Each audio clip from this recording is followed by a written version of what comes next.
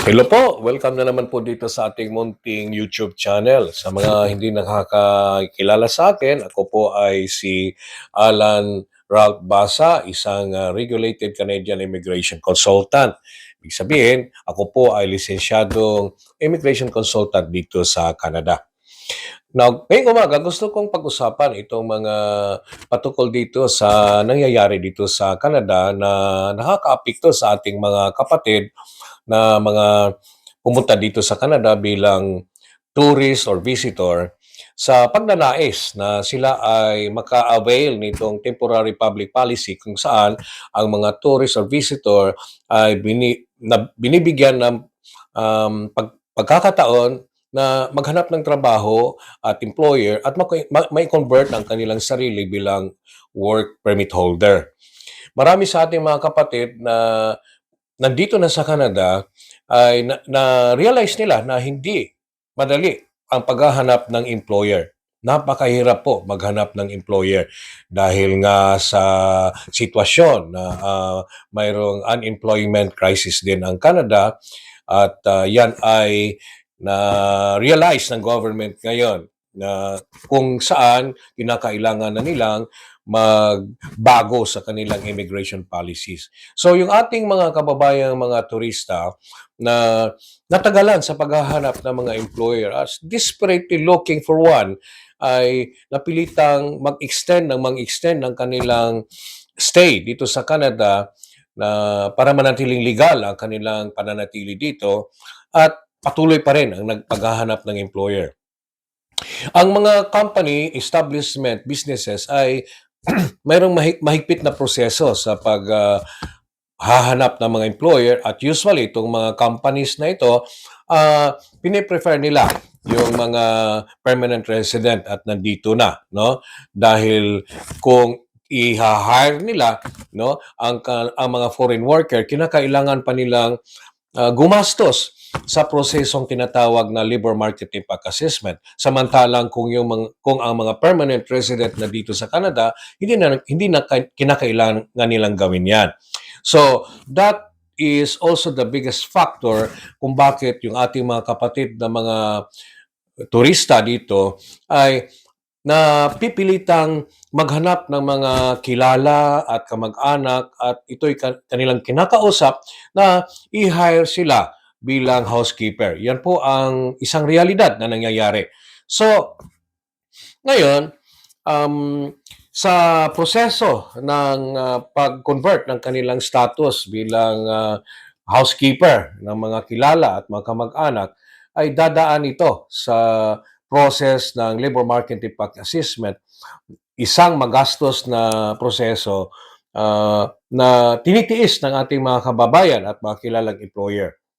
Now, dahil po sa biglaang nangyayari dito sa Canada, bungsod ng isang political development na kung saan paparating ang eleksyon dito sa Canada, federal election, at nagiging issue, usapin ang problema ng housing shortage, ang youth unemployment, at iba pang mga socio-economic concerns and problems, ay napilitang ang liberal government napilitang tingnan yung immigration policies nito dahil ang paniniwala ay ng ibang mga political parties na the Liberal Party or government has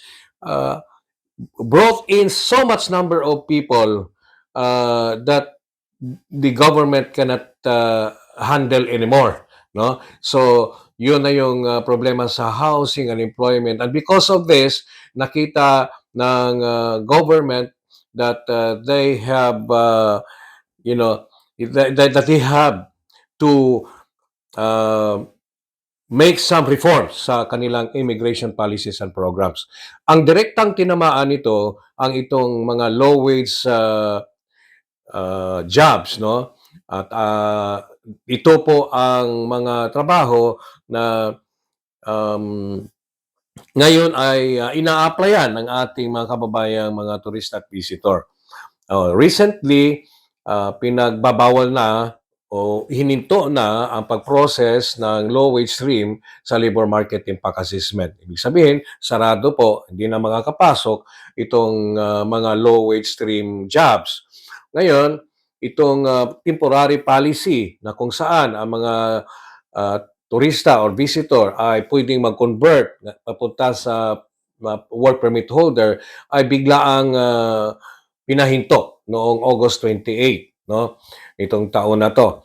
So, marami po ang talagang nadismaya dahil iilan sa ating mga kababayan ay nasa kalagitnaan na ng proseso at gumastos na ng pera ah, at biglang inanunsyo itong pagbabago at tayo ay talagang malungkot para sa ating mga kababayan. Ngayon, bakit ika nga sa pagsara ng isang pinto may bubukas na maraming pintuan, no? So, on a positive note, I would like to believe that ito ay isang blessing in disguise din para sa ating mga kababayan dahil kung ikaw ay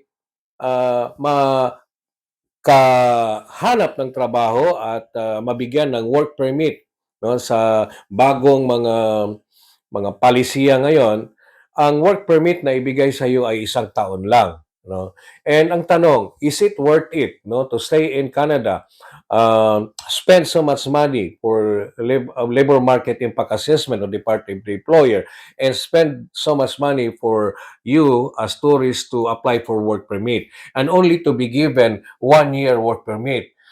Worth ba yan, no? Ang aking pananaw, it's not worth it. Now, alam natin na ang ating mga kababayan na pumupunta dito sa Canada, hindi lamang ang paghahanap ng trabaho at pagkakaroon ng trabaho ang kanilang ninanais. Ang kanilang hinahangad talaga ay magiging permanent resident. And we have to consider that itong 1 taon na binigay sa iyo bilang close work permit holder, halimbawa as housekeeper, wala po itong pathway or daan para ikaw ay magiging permanent resident. Ngayon, kami ay mayroon nakitang posibleng paraan na itong ating mga kababayan na nag-apply, karamihan po ito ay nag-apply bilang housekeeper, no? Itong trabahong housekeeper ay para sa kanila ay isang transition lamang, no? Dahil para po ma to go around, no, itong from tourist to caregiver. Bawal po 'yan because of all the programs, of all the occupations in Canada, ito lang pong caregiving job ang hindi open para sa mga tourist. Ngayon, para po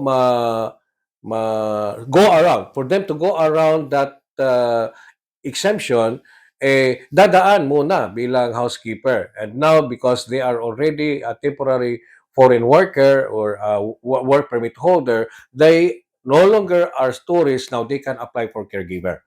Now, remember that for you to apply and qualify as caregiver, you must have at least 12 months relevant work experience.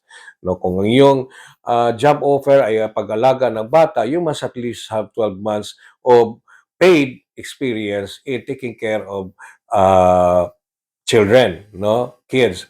Kung ang pag-alaga ng matanda naman, ganun din.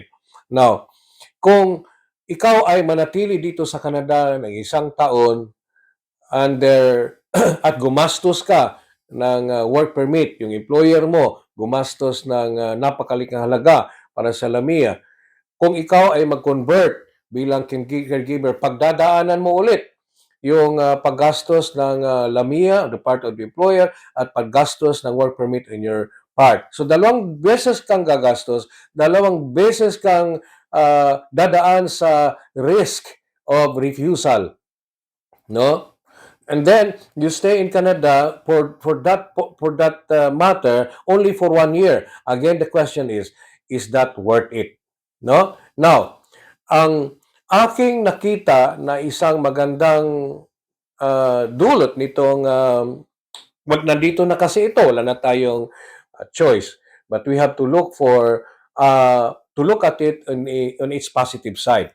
So, nakakabuti po na kayo ay uuwi, babalik sa Pilipinas at pagdating agad sa Pilipinas, buuhin ninyo yung 12 months work experience as caregiver. Maghanap agad ng employer na ah, i-hire kayo bilang caregiver, tagalaga ng bata o tagalaga ng matanda continuously for 12 months or cumulatively. At least mabuo yung 12 months work experience. Now, sa ganung paraan, hindi gumastos yung employer mo ng napakalaging halaga ng lamia at work permit at hindi gumastos ulit ng lamia at work permit sa pag-convert bilang caregiver 2 beses at 2 beses mo harapin yung risk of refusal. Gawing solid yung iyong application, umuwi sa Pilipinas at buuhin yung work experience bilang caregiver. At isang apply, as long as you have that relevant experience, as long as you have the educational credential assessment, which is only equivalent to high school graduate in Canada or 1 year college in the Philippines, and language exam. And with your job offer in Canada, you're good to go. And that is safer, that is less expensive, and that that that the that that is where you have better chances. And most of all, pagdating dito sa Canada, permanent resident agad ikaw at ang iyong pamilya. So that is my advice to all our tourists na naipit sa mga nangyayari ngayon. Go back home and start building your eligibility to apply for permanent resident through or to apply for caregiver and then consequently become a permanent resident in Canada. Okay? Maraming salamat po and God bless us all.